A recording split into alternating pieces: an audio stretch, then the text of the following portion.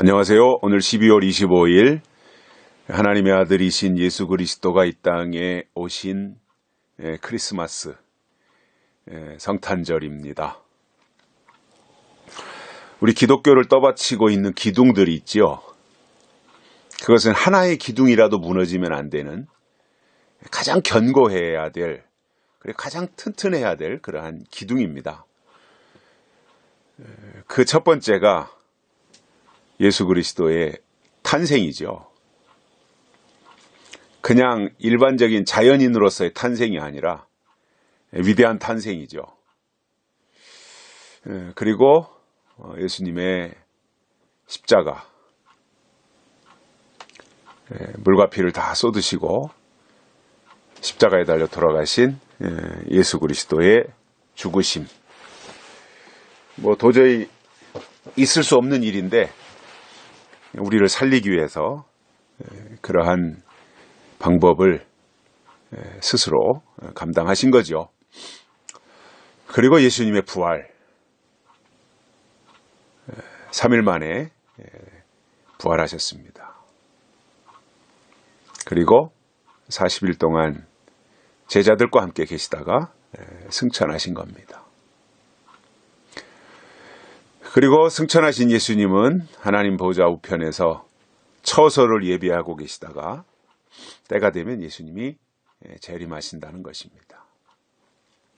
그래서 이렇게 좀 그 예수님의 생애를 통해서 볼 때 이러한 기둥들이 있죠. 탄생, 죽으심, 부활하심, 승천하심, 또는 다시 오심. 이러한 것들, 중요한 기둥들이라고 봅니다. 이것을 요약하면 저는 십자가, 부활, 재림, 이렇게 세 개의 기둥으로 요약할 수 있겠고요.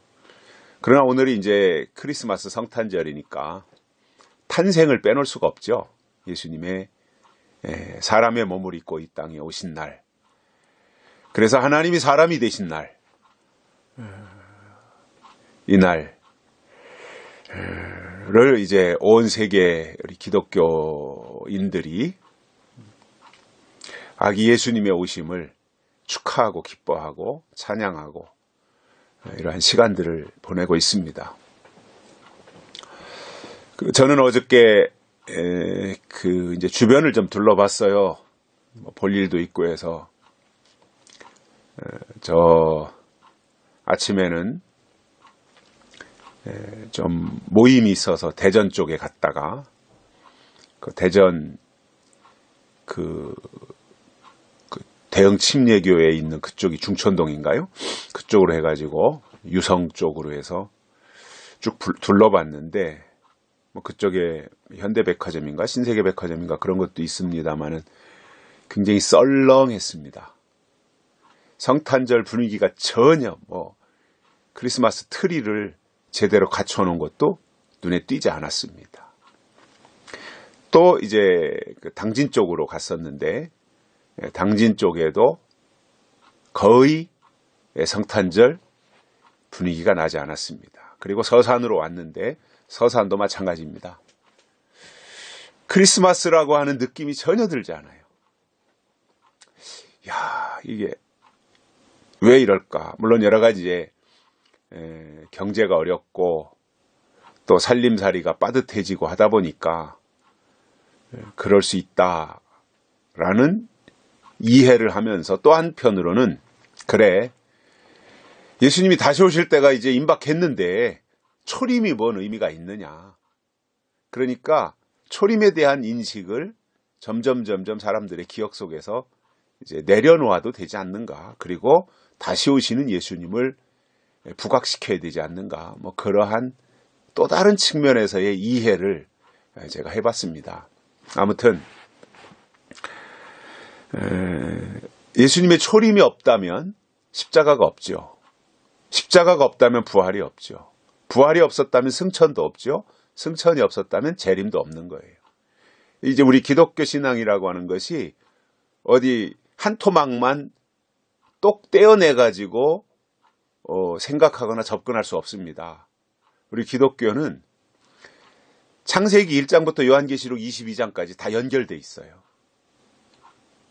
그래서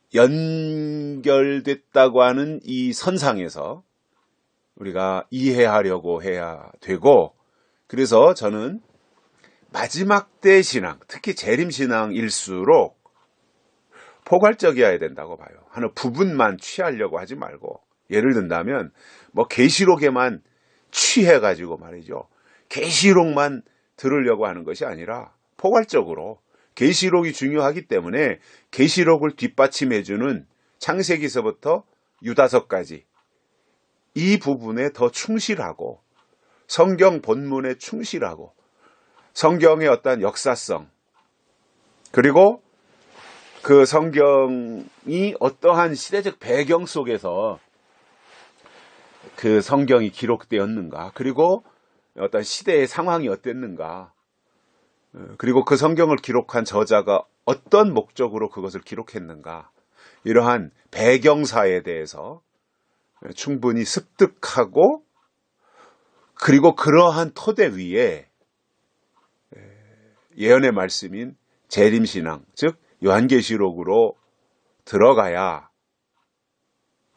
제대로 계시록을 이해하지, 다 떼버리고 계시록만 가지고는 불완전한 겁니다. 그래서 저는 더 완벽해야 된다라고 주장하거든요. 마지막 때 신앙은 더 완벽해야 돼요. 더 완전해져야 돼요. 이렇게 어디 한쪽으로 치우친다든가 이것이 아니라 더 균형을 이루어야 되고, 더 온전해지고, 더 완전해지고, 더 성숙해지고, 더 철저해지고, 이것이 그 마지막 때 신앙을 가진 사람들의 모습이라고 봐요. 그래서 이 뭔가 인생의 산전수전을 다 겪고 이제 연세도 드시고 그러한 분들이 뭔가 이렇게 포용력도 있고, 그러면서 모든 것을 다 이해도 하고 수용도 하고, 그러는 가운데서 또 예리하게 그 분석도 하고, 그런 가운데서 잘된 것과 잘못된 것에 대해서 정확하게 보는 안목을 가지는 것처럼 우리의 신앙도 그렇게 돼야지. 붕 떠가지고 말이죠, 계시록 어느 한 부분만 잘못 들으면 신앙이 붕 뜨잖아요. 기초도 없이.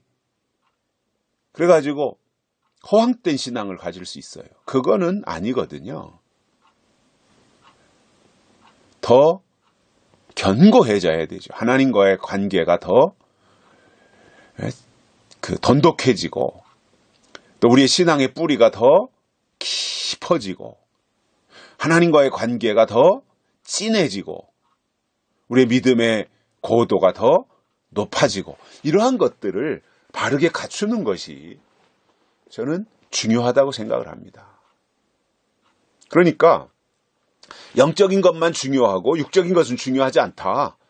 그러니까 영적인 부분만 열심히 하고 계시록만 열심히 따라가면 되고 육적인 것은 뭐 그렇게 중요하지 않다, 이렇게 말하면 심각한 오류에 빠진 사람이에요. 근데 이제 시한부정말론주의자들이 다 그런 식으로 하거든요. 영은 중요하고 육은 중요하지 않다. 가정이 뭐 중요하냐, 입 맞는 게 중요하지. 대학교 들어가는 게 뭐 중요하냐, 입 맞는 게 중요하지. 직장 다니고 사업해서 돈 버는 게 뭐 중요하냐, 입 맞는 게 중요하지. 이런 식으로 가면 이게 보통 심각해지는 게 아니거든요.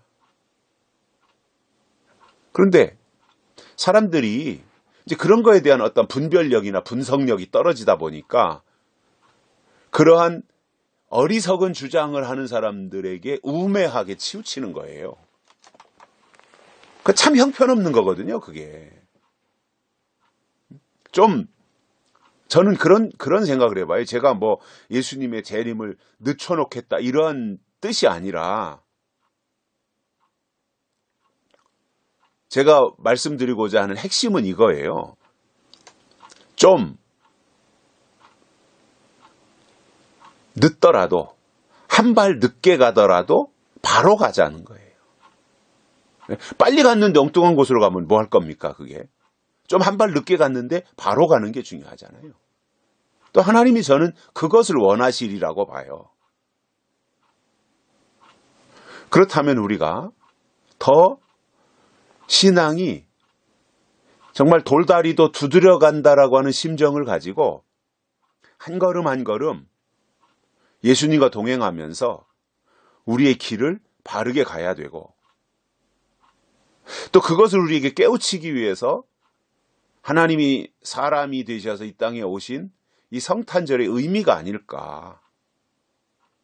우매하게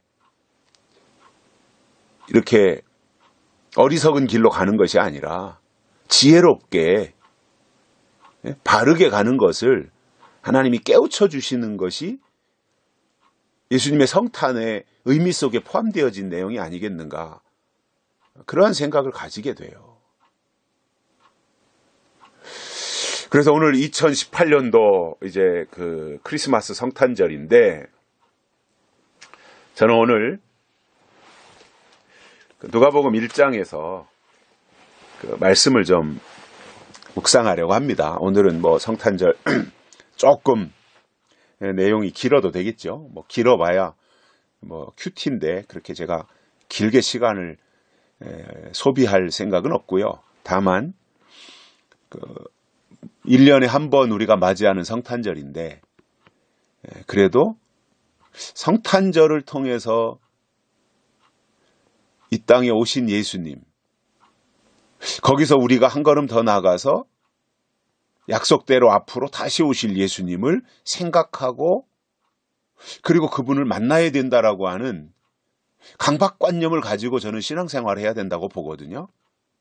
초림 예수님을 만난 것으로 끝나지 말고 그 초림 예수님을 만난 그 토대 위에서 다시 오실 예수님을 맞이해야 된다라고 하는 그러한 강박관념은 가질 필요가 있다고 봐요. 그렇다면 그러한 신앙을 우리가 어떻게 가져야 될 것인가 라고 하는 것을 볼 때, 오늘 누가복음 1장 26절에서부터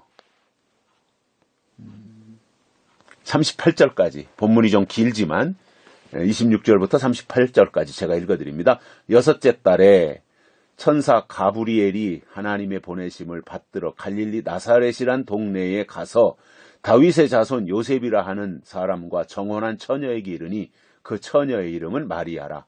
그에게 들어가 가로되 은혜를 받은 자여 평안할지어다, 주께서 너와 함께 하시도다 하니, 처녀가 그 말을 듣고 놀라 이러한 인사가 어찌함인고 생각하며 천사가 일러 가로되 마리아여 무서워 말라, 내가 하나님께 은혜를 얻었느니라.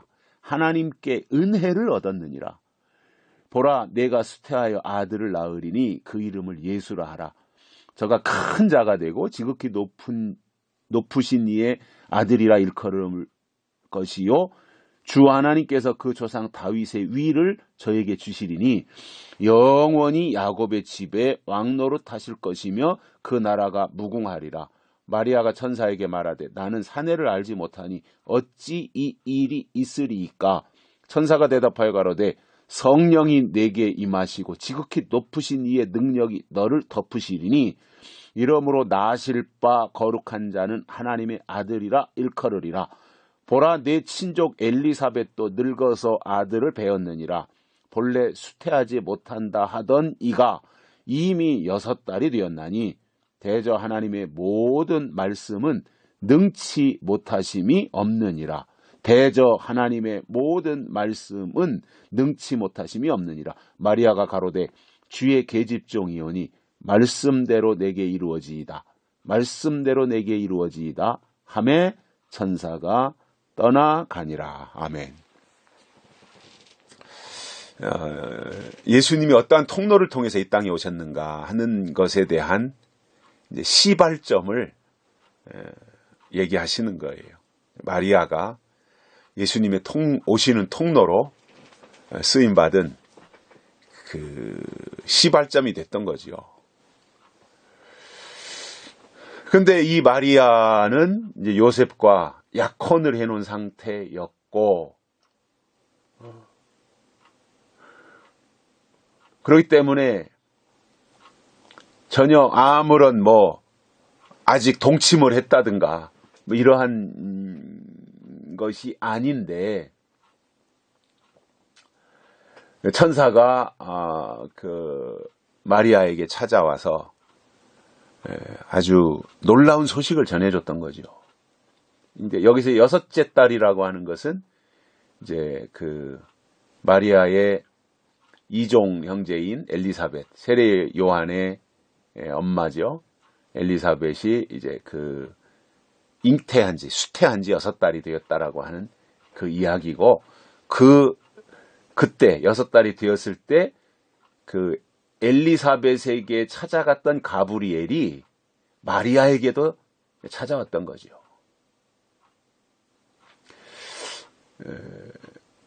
그리고는 그 마리아에게 한 말이 은혜를 받은 자여 평안할지어다 주께서 나와 함께 하시도다, 이 말을 했어요.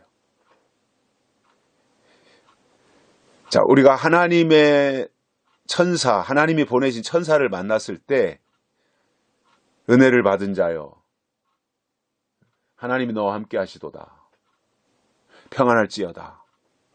이게 얼마나 큰 위로이고 축복이고 능력이에요. 대단한 거잖아요, 이것이. 은혜를 입은 자의 평안할지어다 주께서 너와 함께 하신다. 저는 이게 결론이라고 봅니다. 하나님이 우리와 함께 하시는 것이 결론이잖아요. 임마누엘. 그러니까 그 임마누엘의 축복을 하나님이 주시는데, 그 임마누엘의 축복을 누구에게 주시느냐? 평안을 가지고 있는 자들에게 임마누엘이 임하는 거예요. 그럼 평안은 누구에게 주시느냐? 은혜를 입은 자에게 평안을 주시고, 평안을 주신 자에게 하나님이 주시는 은혜가 임마누엘, 하나님이 우리와 함께 하신다, 그거죠.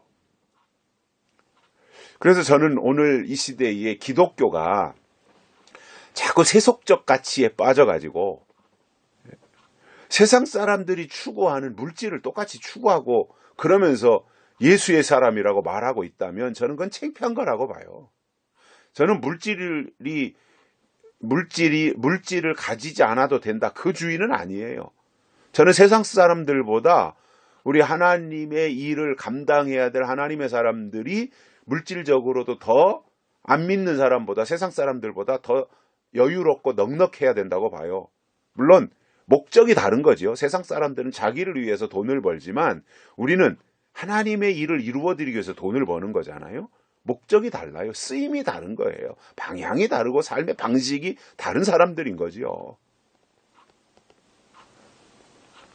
그런데 오늘 기독교가 안타까운 것은 은혜를 잃어버리다 보니, 물론 은혜 시대가 끝났으니까 그렇지만 은혜를 잃어버리다 보니 세상 사람들이 추구하는 세상의 것들을 똑같이 추구하고 똑같이 살아가고 있어요. 우리 기독교라고 하는 것은 구별이거든요. 그런데 오늘 이 시대를 보면 구별이 없어요. 똑같아요.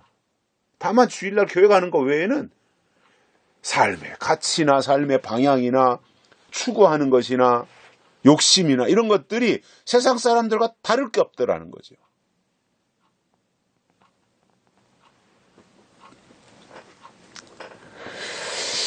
저는 그거는 은혜를 입은 자가 아니라고 봐요. 그것은 평안의 모습이 아니에요. 그것은 임마누엘이 아닌 거예요. 정말 하나님의 사람들은 뭐냐 하면, 물론 내게 주어진 육신의 삶에 최선을 다해서 살아가야 된다고 봅니다. 더 부지런해야 되고요. 더 노력해야 되고요. 남에게 패끼치지 않고 그런 가운데서 삶의 우선순위를 하나님께다가 두고, 그리고 하늘의 것을 구해야 되죠. 하나님이 주시겠다고 약속한 것을 추구하며 살아야지요. 그게 하나님의 사람이잖아요. 그래서 저는 무슨 입맞겠다, 왕권 받겠다, 목적은 좋아요. 방향을 거기다 두고 가야 되는 것은 맞다고 봐요. 그런데 정말 인맞는 신앙, 왕권 받는 신앙을 가졌다면 먼저 나타나야 될 게 뭐냐? 가치관이 바뀌어야 돼요. 가치관이 안 바뀌고 인맞겠다, 왕권 받겠다, 천년왕국 들어가겠다, 그리스도의 신부가 되겠다. 그거는 가당치 않은 이야기입니다. 가치관이 바뀌어야 돼요. 그리고 우리의 이 기준과 목표가 바뀌어야 돼요. 하나님이 돼야 돼요. 하나님이. 그리고 우선순위가 하나님이어야지요. 근데 오늘 이 시대 사람들을 보자고요. 저도 나가서 많은 사람들을 만나요. 젊었을 때는 제가 교회 안에 있는 사람들만 만났었어요. 거의. 교회에서 성경 공부하고 새벽 기도하고 말씀 준비하고 또 신방하고, 그러니까 교회 안에 있는 사람들만 만났었어요.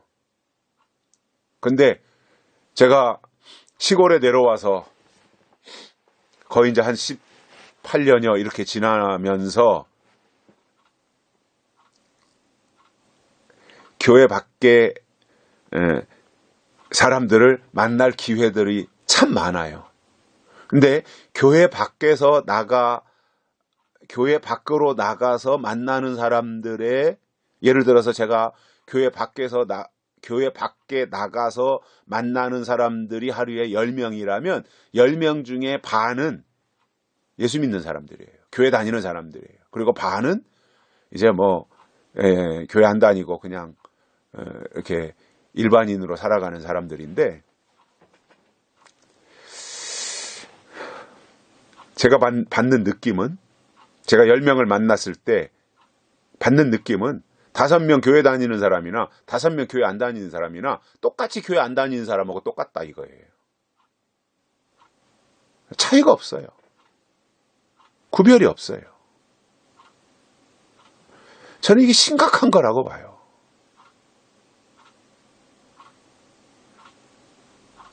거기에 어떻게 하나님이 임마누엘 하시겠는가? 거기에 어떻게 하나님이 찾아오시겠는가? 그 천사가 마리아에게 은혜를 받은 자의 평안할지어다 주께서 너와 함께 하시도다.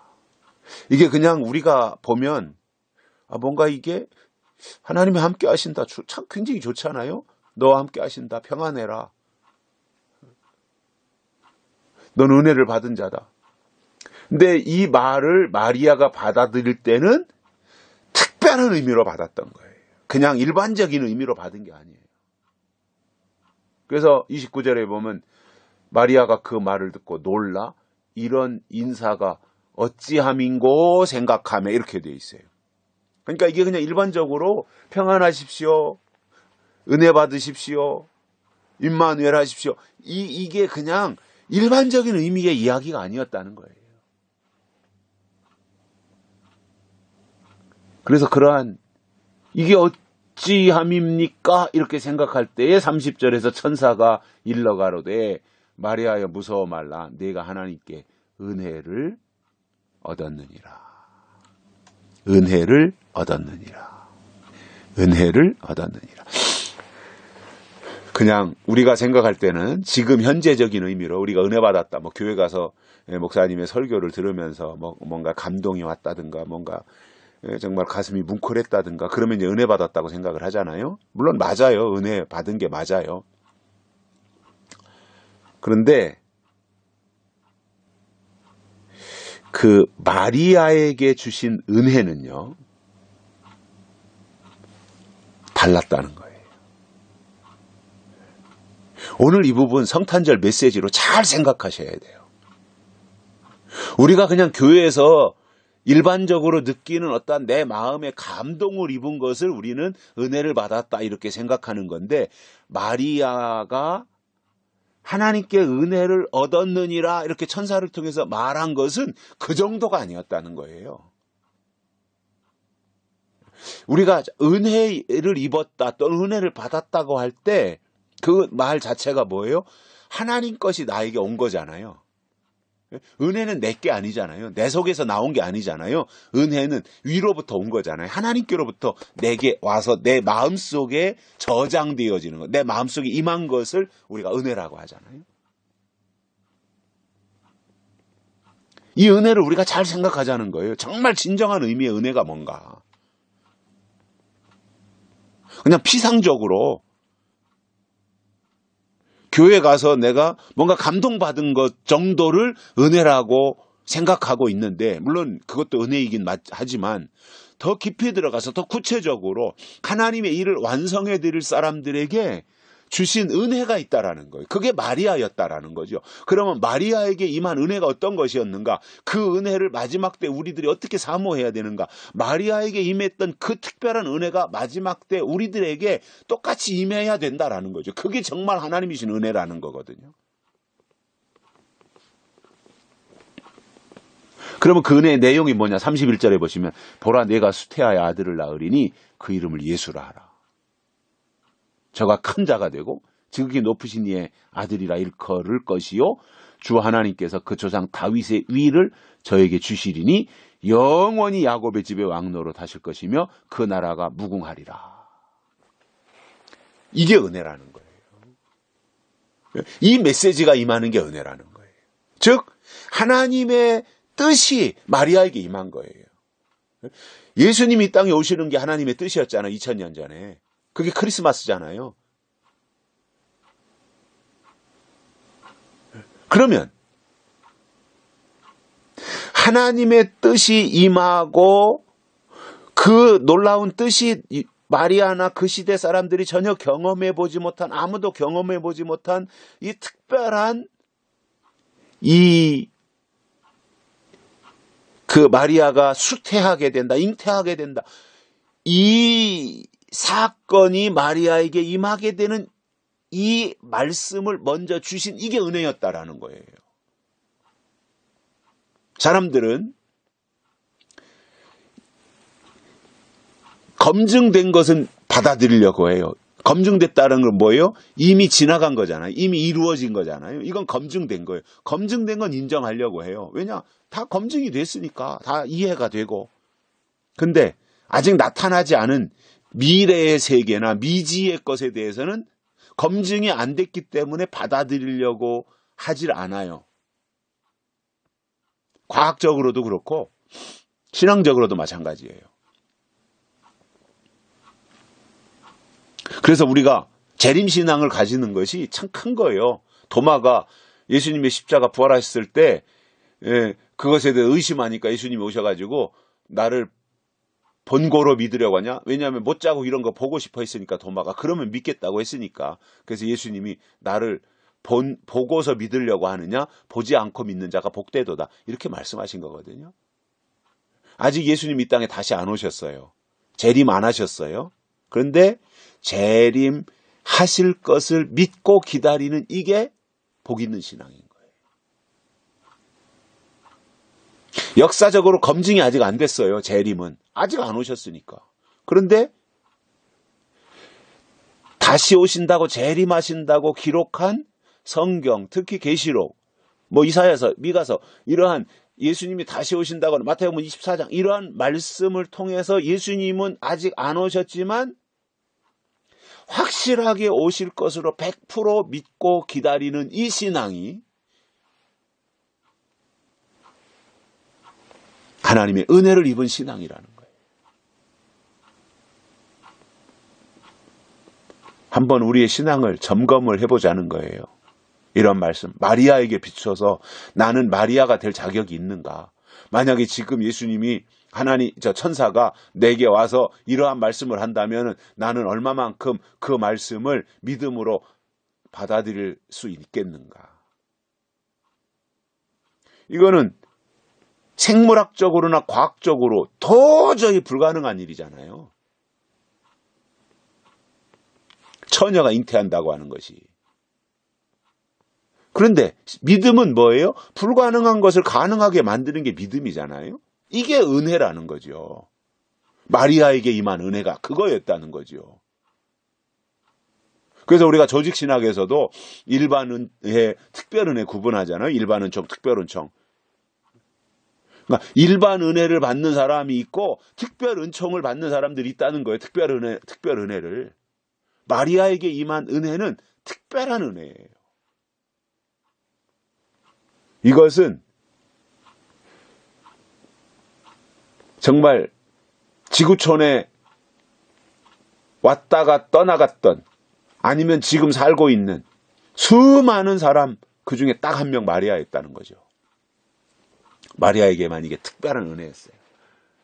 그리고 이 마리아를 통해서 예수님이 땅에 오시는 것, 그리고 예수님이 오시면 예수님이 하실 일이 무엇인가, 이런 것에 대해서 마리아에게 설명을 해줬어요. 그랬더니 34절에서 마리아가 천사에게 말하되 나는 사내를 알지 못하니 어찌 이런 일이 있으리이까. 아니 나는 아직 남자하고 동침도 안 했는데 어떻게 내가 임신을 하느냐. 남자와 여자가 결합이 되어야 임신이 되는데 어떻게 그것이 가능하냐. 당연히 물어볼 수 있잖아요. 마리아의 입장에서. 그랬더니 그거에 대해서 천사가 35절에 이렇게 대답합니다. 가로되 성령이 내게 임하시고. 자, 마리아 네가 처녀지만 네가 질문을 그렇게 지금 사내를 알지 못한다고 했지만 내 안에 임할 은혜, 내가 잉태할 예수는 성령으로 내게 임하신다라는 겁니다. 인간의 방법으로 임하는 것이 아니라 하나님의 방법으로 임한다라는 거예요. 그리고 두 번째로는 지극히 높으신 이의 능력이 너를 덮으실 것이다 이거예요. 하나님의 능력으로 될 일이다 이거예요. 그리고 세 번째로는 나으실 바 거룩한 자는 하나님의 아들이라. 예수님이 어떻게 잉태하실 것이고 그 예수님이 누구시고 이것에 대해서 설명을 했어요. 마리아에게 알려준 거예요.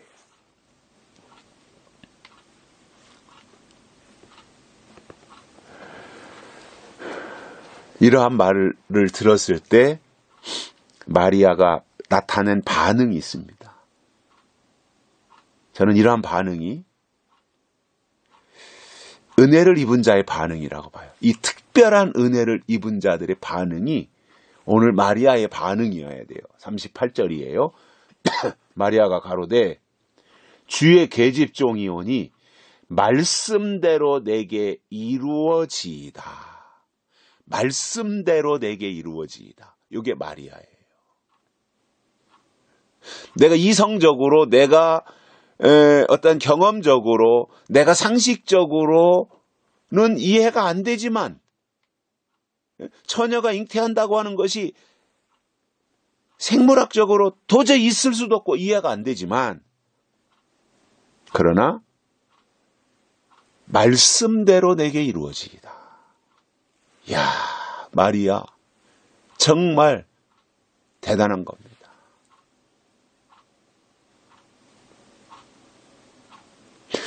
저는 예수님이 땅에 다시 오실 때도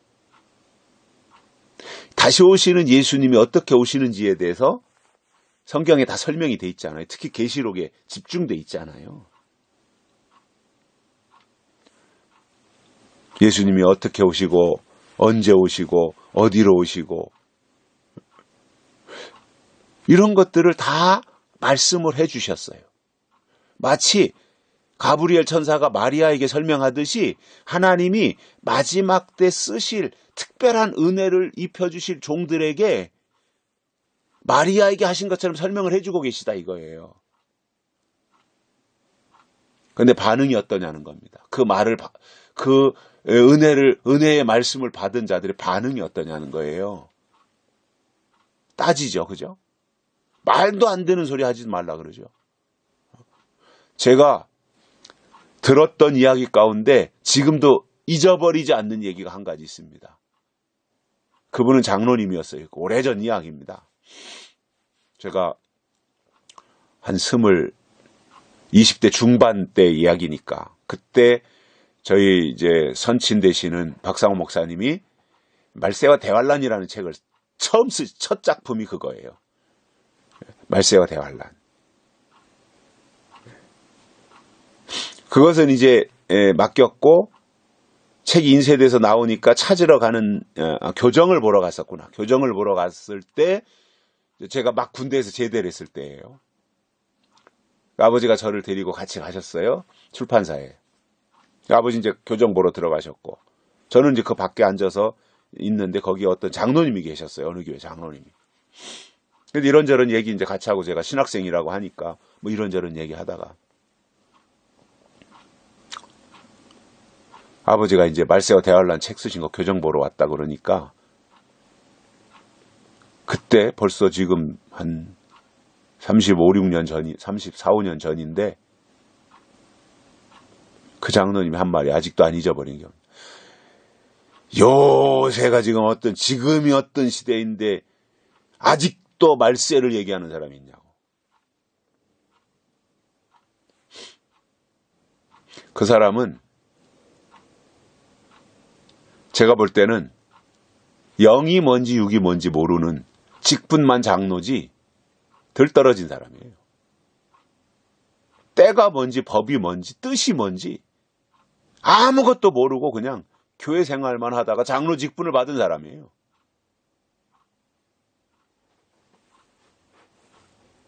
그런데 놀라운 사실은 그런 사람들이 많다라는 거예요.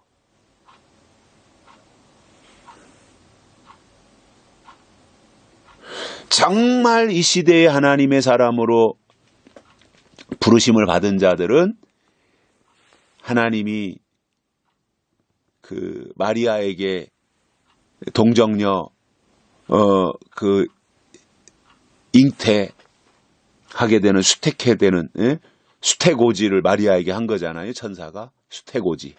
처녀 너 마리아 네가 잉태할 것이다. 수태고지라 그러죠. 그것을 받았을 때 얼마나 두렵고 떨렸겠어요.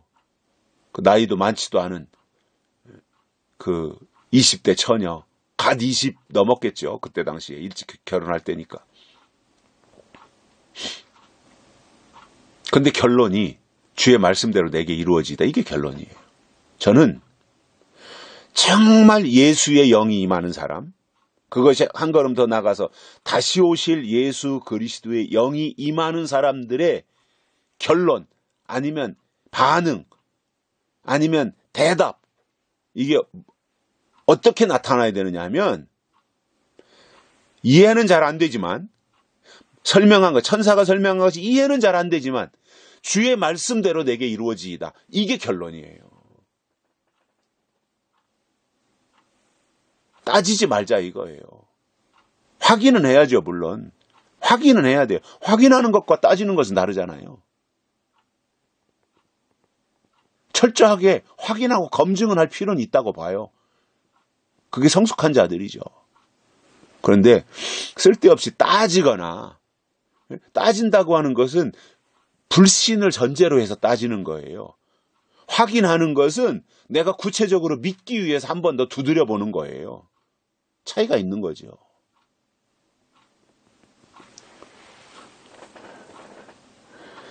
그래서 이러한 상태로, 이러한 모습으로 우리의 반응이, 신앙적 반응이 정말 마리아처럼 주의 말씀대로 내게 이루어지이다. 어떤 말씀을 주시더라도 그것이 정말 불합리해 보이고 불가능해 보이고, 아니 돌이켜 바꿔 생각해 보십시오. 처녀가 임신한다는 게 타당한 일입니까?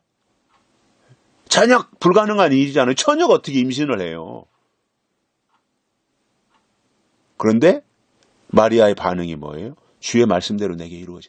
나를 하나님의 일을 이루는 도구로 쓰십시오. 그거예요. 나를 하나님의 아들 예수 그리스도가 이 땅에 오시는 통로로 나를 쓰십시오. 주의 말씀대로 내게 이루어지이다.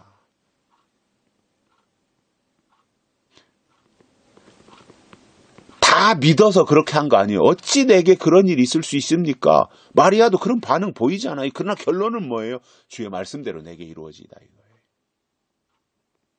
저는 이 신앙이 예수님이 이 땅에 오시는 통로로 사용하는 신앙의 모습이다. 마리아다 이겁니다.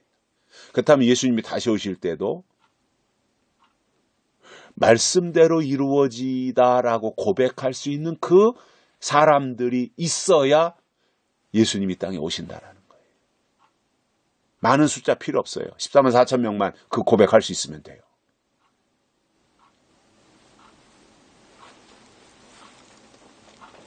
오늘 성탄절에 이 고백하면서